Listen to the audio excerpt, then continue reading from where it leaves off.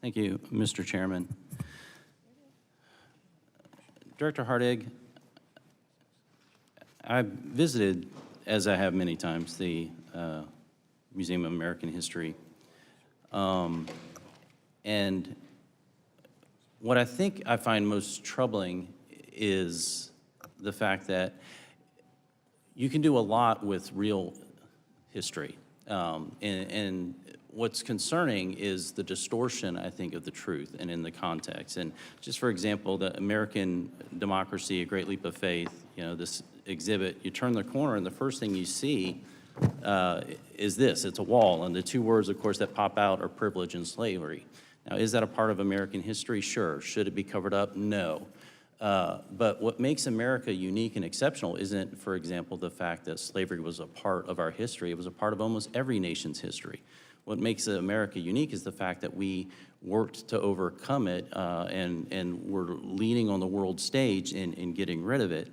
And as I walk through, you mentioned as you walk through the doors, you'll see Thomas Jefferson's desk. You'll see, you know, Abraham Lincoln's top hat, and those are in the museum, yes, but that is not what you see when you walk in. What you see is exhibits to social reform. You'll see displays in the end caps or the display, the glass displays on the side, pictures of drag show or pro-abortion language and all these different kind of things.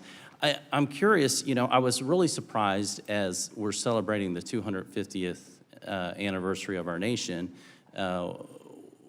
How did we come up with the 250th anniversary? Like, what are we celebrating in the 250th anniversary? Thank you, sir, and thank you for your visit. And we've hosted, I think since January, 25 senators and House Ma'am, representatives. I know your So it's intention great. today is to filibuster the entire time. There's a particular document that was signed on July 4th, 1776, for which we celebrate. Could you? Absolutely, sir. So when you come into the museum right now, since That would be the May- Declaration of Independence, ma'am. Yes, sir. I was And so surprised to when you- find that in the Museum of American History on the 250th year of our anniversary, there's not an exhibit for the Declaration of Independence. Now, sure, there's Jefferson's desk, and it takes up a very small space in a, but you would think, I went through the museum looking for the words, "we the people." And you would think when you walked in, that would be the biggest, boldest thing, especially on the 250th anniversary, the idea of e pluribus unum, where out of many become one. That's what makes America unique. And yet your take seems to be to take the uniqueness, the unity of America, and to try to divide us up into different things. Who made the decision not to have a display for the Declaration of Independence on our 250th anniversary? So, sir, I'm going to go maybe back a few beats and answer your I think, your first question of the four.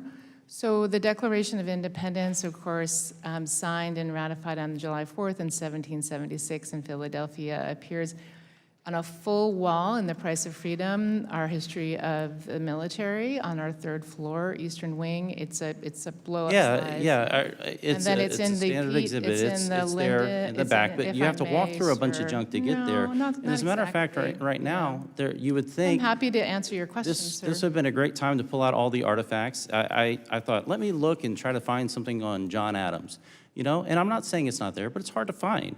John Adams, John Jay, Caesar Rodney. We can talk about Crispus Attucks, Phyllis Wheatley, the poet laureate of American Revolution. All these different kind of things. What would you say is the most influential book in American history?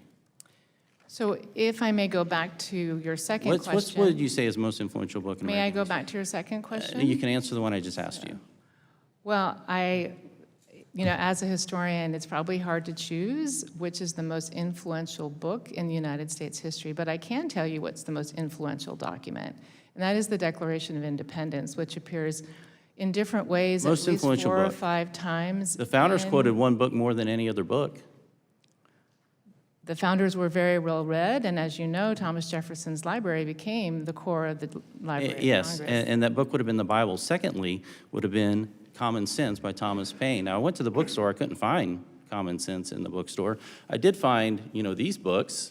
Here's George Takei, It Rhymes with Takei, a book in which he talks about, you know, one young man lusting after another. I'm not sure why this is in our American History Museum in the kids section, mind you. That's you think is important to have it in the American History Museum?